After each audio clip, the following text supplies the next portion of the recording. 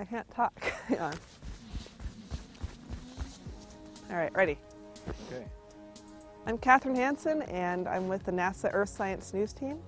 I'm Jefferson Beck. I'm a video producer with the Earth Science Storytelling Team. And we're here in Kingaluswak, Greenland. We arrived a few days ago, and we'll be here for about 2 weeks, bringing you all of the excitement from IceBridge.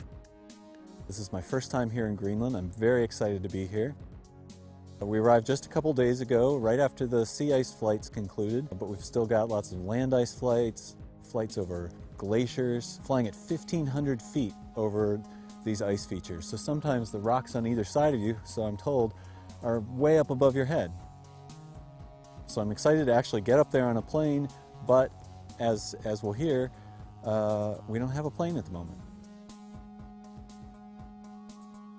So what have the challenges been for this mission? Challenges for this campaign? Well, first we left earlier than we ever have, and up in Thule, which is a very cold and remote area. When we first got there, I think our wind chills were about negative 45 degrees Fahrenheit, which is something to experience when you're outside and I'm having to set up a tripod outside in blowing wind, and you know, your eyelashes are freezing together and my mustache is frozen solid from my breath exhaling, and that's a different kind of thing. Also with the weather, we went through a Delta class storm in Thule, which lasted about 36 hours, and wind was blowing over 100 miles per hour in some areas right there at the base, and I saw wind chills down to negative 63 degrees Fahrenheit. We were locked in our dorms and relied on MREs to eat, so weather had been a big challenge. Now here in Kingaluswak, we've had a slight trouble with the mechanics on the airplane, and on our first flight out of here yesterday, the mechanics noticed it, and as they were checking out the plane, and now they've had to ferry the plane back to Wallops Island at the NASA base there and to do some repairs. And they left us scientists here just for safety reasons, so we've had a day off where we can process data and get out in the field. Today in Kingaluswak, Greenland, we took advantage of our day off from flying on the ground here to calibrate our GPS system. We drove around in this truck with a GPS antenna on top for 5 hours, going no more than 10 miles per hour, covering 50 miles. And what this does is it creates an elevation map of a known area, the ramp, that we use to calibrate the instruments on the aircraft so we can be very confident in our measurements of the ice sheet.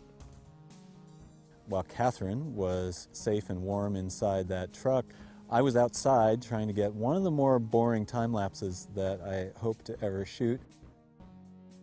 And here's my state of mind and state of being after that hour and a half out in the cold.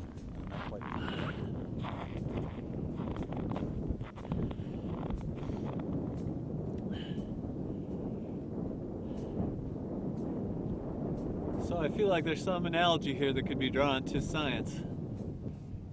Short periods of action, short periods of useful data to the camera, and long periods of sub-freezing temperatures.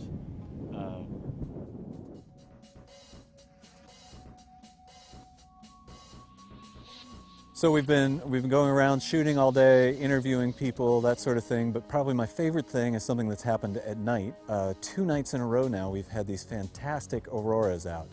And we sat out last night walking out and doing a time lapse by taking 30-second exposures, one by one by one, for about an hour and a half. And I think it turned out fairly well.